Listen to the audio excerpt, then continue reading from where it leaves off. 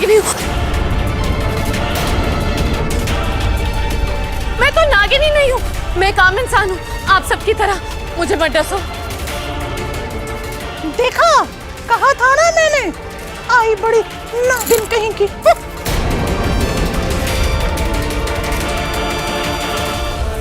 अरे इच्छाधारी नागिन जी, आप तो बिल्कुल हमारी तरह निकली।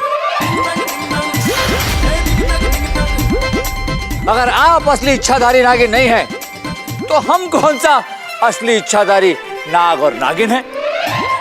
आप सब तो हमें पहचान ही गए होंगे। बीरबल, राजा बीरबल जी, हमारा बीरबल वापस आ गया। मरहबा बीरबल, मरहबा। जापना, हम आपको इतनी आसानी से छोड़कर जाने वाले नहीं। और ये रुष्ट पृष्ठ मोहतरमा कौन है? इसे हमारे दरबार लाओ, हम इसे अपनी दासी बनाकर रखेंगे। क्या बना? मैं रफीक।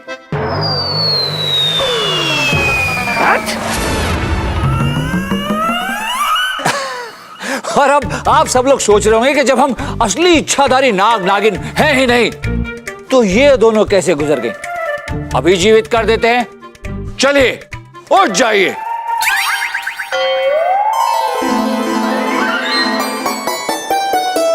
हमारे इस नाटक में ये दोनों भी हमारे साथ थे। तिलोत्तमा जी। फरेबी मक्कार, तुमने मेरे साथ धोखा किया है। नीयत में बदगुमानी और चेहरे पर नकाब लिए फिरती हो। खुद का बही खाता बिगड़ा हुआ है, पर हमारा हिसाब लिए फिरती हो। हमारे रहते इतनी बड़ी साजिश इस महल में असंभव। चलिए इच्छाधारी नकली इच्छाधारी नागिन जी, अब बुलाइए अपने साथियों को और इस नाटक से पर्दा उठाइए। नंदू, कन्हैया, देवा, आत्माराम।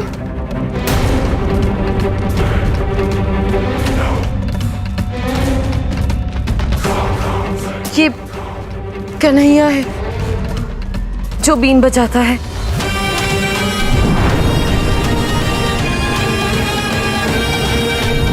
ये देवा है जो लुबान से धुआं करता है।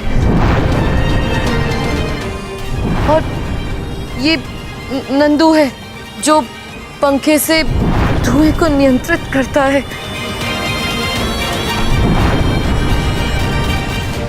और वो आत्माराम है जो एक सपेरा है जिसके 2 पालतू नाग नागिन हैं। ये उनको नियंत्रित करता है। उन नाग नागिन में बिल्कुल भी जहर नहीं है। वाह, खेल तो आपका बड़ा ही उम्दा था नकली इच्छाधारी नागिन जी। और जापना, इनसे ही प्रेरणा लेकर हमने अपना छोटा सा खेल रचा। वो जो आग का गोला हम मुंह से निकाल रहे थे, वो इस प्रकार किया।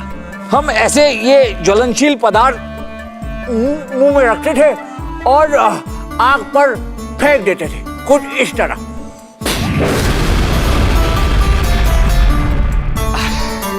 और आग के गोले मुंह से निकलते थे। वाह बीरबल वाह, ये करतब हमें भी सिखाओ। हम पर तो अक्सर बरसते रहते हैं, कभी कभी हम भी बरसाएंगे। और जो यहाँ पर ऐसे सांप घूम रहे थे, वो बताते हैं कि कैसे करते थे। चलिए, आ जाइए। जापना, ये हमारे साथी हैं। और जो सांप हवा में उड़ रहे थे जापना, वो ये नकली सांप थे, जिन्हें हमारे सहायक पारदर्शी रस्सियों के सहारे हवा में नियंत्रित कर रहे थे।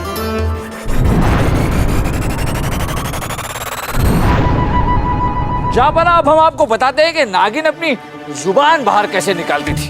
वो इस तरह की चीज अपने मुंह में रख लेती थी और फिर ऐसे उसे छोड़ देती थी। क्यों नकली इच्छाधारी नागिन जी, हम मानते हैं कि आपका नाटक बढ़िया था, मगर हमारा खेल भी आपसे कुछ कम नहीं था, है ना? मगर ये महल में दाखिल कैसे हो पा रही थी? अब जापना, इन्होंने ये सब कैसे किया, ये तो यही बताएंगे। बताओ। जी बता रहे हैं। वो जापना आपके महल के दास्ता से हमारी मदद करते थे, महल में घुसने में और बाकी सभी कामों में।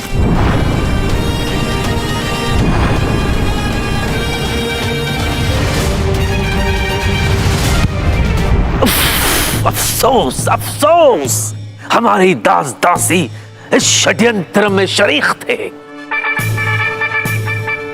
रहम जहां पना, इस नागिन ने हमारी दोनों संतानों को अगवा करके आपके खिलाफ जाने के लिए विवश कर दिया। क्या अभी भी आपकी संतानें इनकी कैद में है? नहीं जापना, इनके परिवार के लोगों को हमने छुड़ा लिया है। अब वो अपने घर पर सुरक्षित है। राजा बिरबल, आपने इस इच्छाधारी नागिन की गुत्थी सुलझाई कैसे? बताते हैं जापना। हम चीजों की समीक्षा करके सबूत इकट्ठा करने में लग गए। जापना, नागिन सबसे पहले जब महल के बीच में दिखी तो हमने उसी जगह नागिन के पैरों के निशान ढूंढने की कोशिश की। हमें वहां कोई निशान नहीं मिले, परंतु वहां से थोड़ी दूर कई सारे पैरों के निशान थे और इसी से हमें अंदेशा हुआ जापना के इस इच्छाधारी नागिन के नाटक में कई और किरदार शामिल है। वैसे शक तो हमें पहले ही हो गया था जब हमने 101 कलश दूध की मांग सुनी। इच्छाधारी नाग नागिन हर रोज 101 दूध के कलश शिवलिंग पर चढ़ाने की मांग कर रहे हैं। और तभी हमने अपनी पहली चाल चली। हमने लोगों से कहा कि वो मंदिर में दूध नहीं चढ़ाएंगे। अगले दिन हम राज्य के भ्रमण पर निकले और उन घरों के बारे में पता लगाया जिनमें दूध नहीं आया था, और जिनके घर दूध नहीं आया था हमने उनसे उनके दूध वाले के बारे में पता लगाया। और उस दूध वाले का पीछा करते करते हम रहस्य की रीढ़ की हड्डी तक पहुंच गए।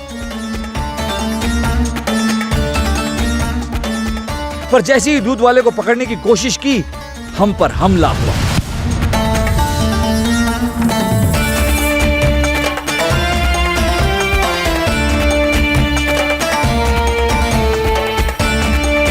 दूध वाला तो बचकर निकल गया, पर जिस दूध की नाली से दूध बाहर आ रहा था, हम उसका पीछा करते करते शिव मंदिर तक पहुंच गए।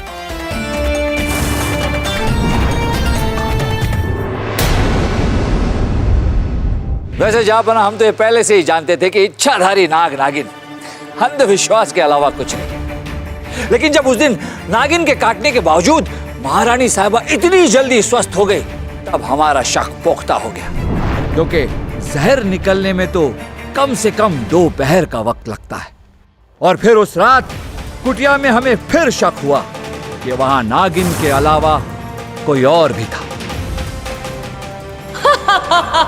अभी तक तो हम सिर्फ शक के रंगों से तस्वीर बनाने की कोशिश कर रहे थे, लेकिन पूरी तस्वीर तब बनकर तैयार हो गई जब हमारे हाथ वो ध्वनि यंत्र लगा, जिससे अजीबो गरीब डरावनी आवाजें निकाली जाती है।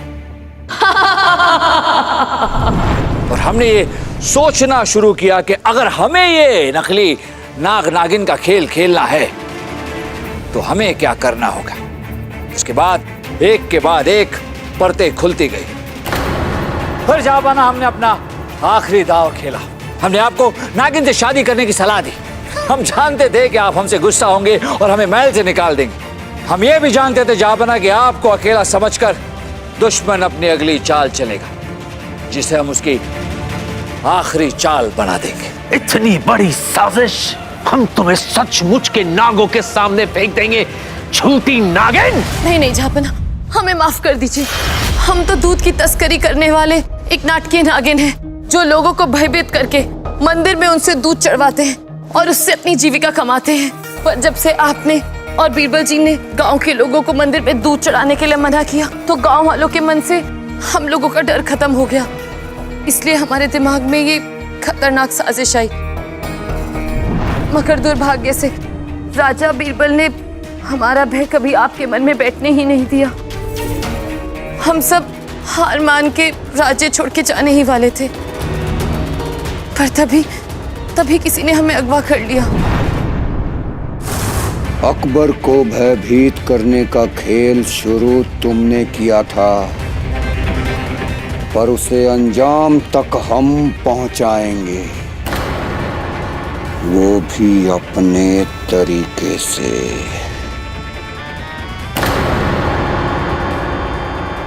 तुम अकबर से विवाह करोगी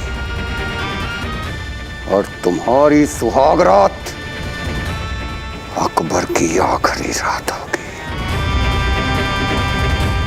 आज से तुम वैसा ही करोगी जैसा हम कहते हैं, वरना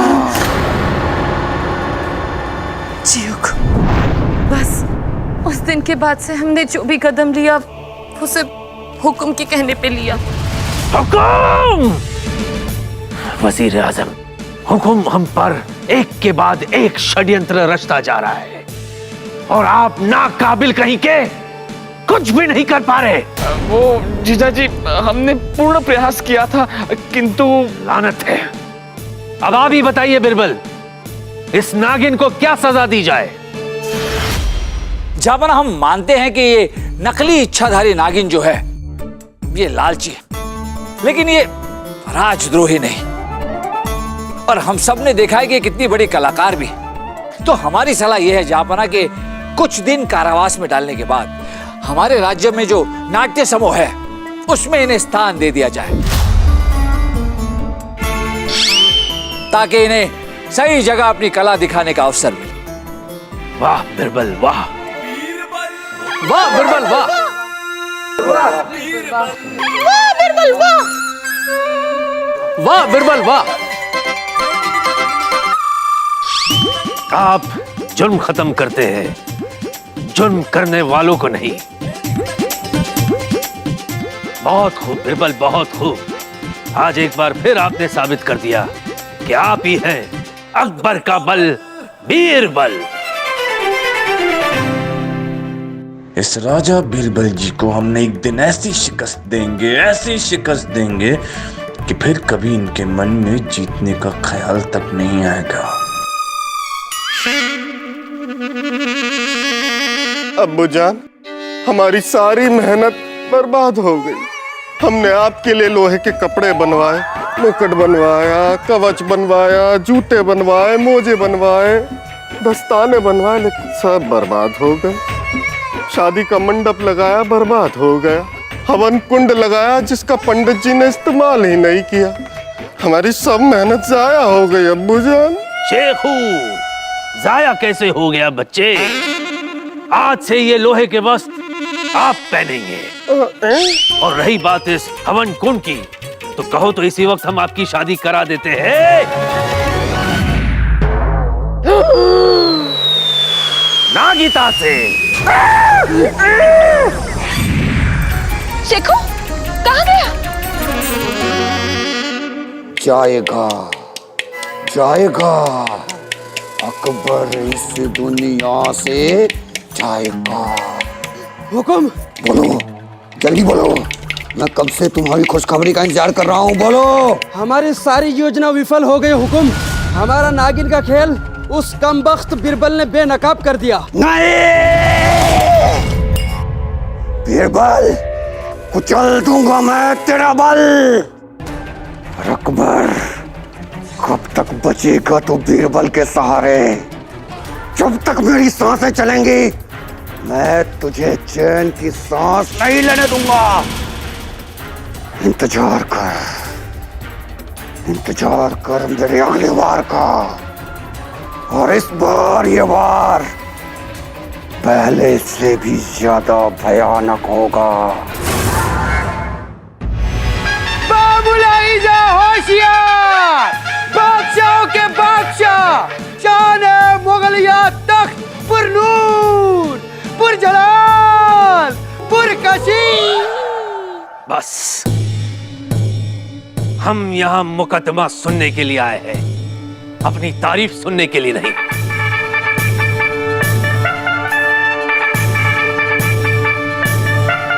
जनता दरबार में आज का मुकदमा लक्ष्मीदास बनाम सुखदेव, इल्जाम सोने के सिक्कों की चोरी। आइए।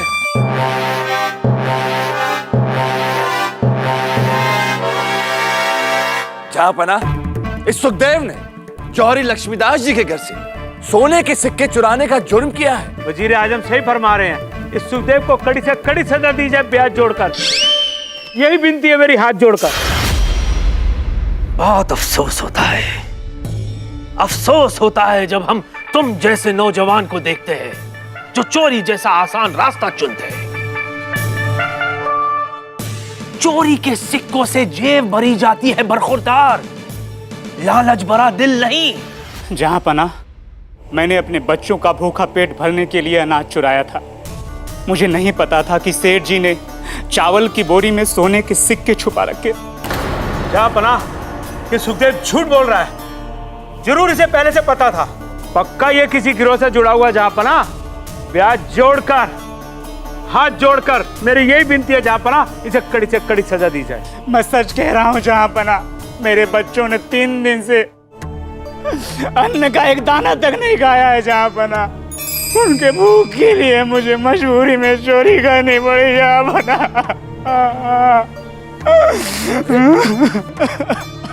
सुखदेव, शांत हो जाइए।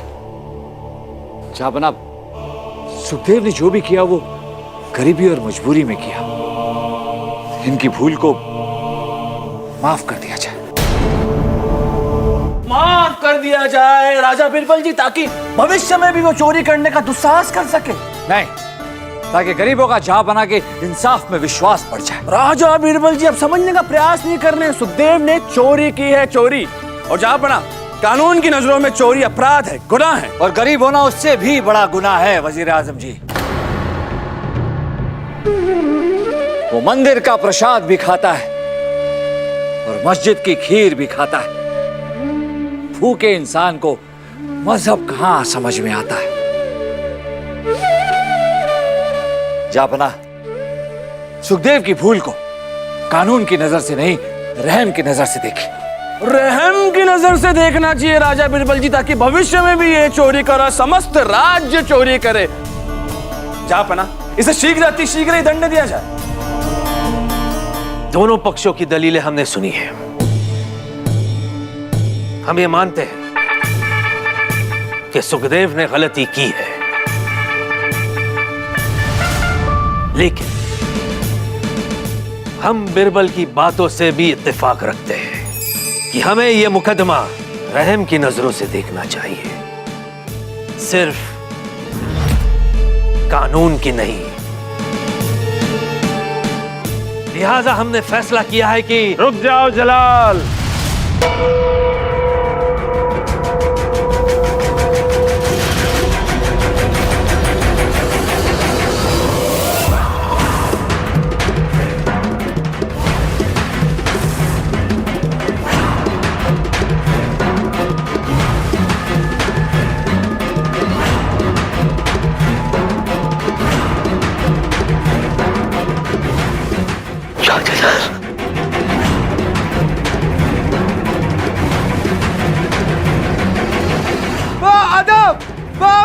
होशियार, मुगलिया सल्तनत की शान, जहां पना के चचा जान। बस, इनका इस्तकबाल अब हम करेंगे।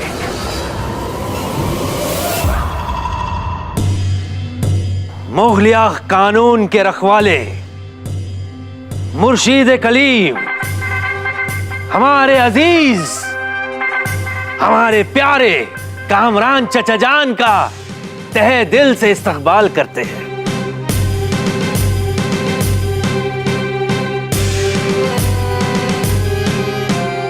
सच कहे तो आपको अचानक यहां देखकर हम चौंक गए थे, और अच्छा किया जो आप आ गए। तरस रहे थे आपको देखने के लिए। तशरीफ रखिए चचा जान। अरे हमारे चचा जान के लिए तख्त का इंतजाम किया जाए। क्षमा चाहते जापना, किंतु इसकी क्या आवश्यकता है? चचा जान, आप हमारे तख्त पे विराजिए। वैसे भी चचा जान, हमारा ये तख्त आप ही की तो देन है। आइए।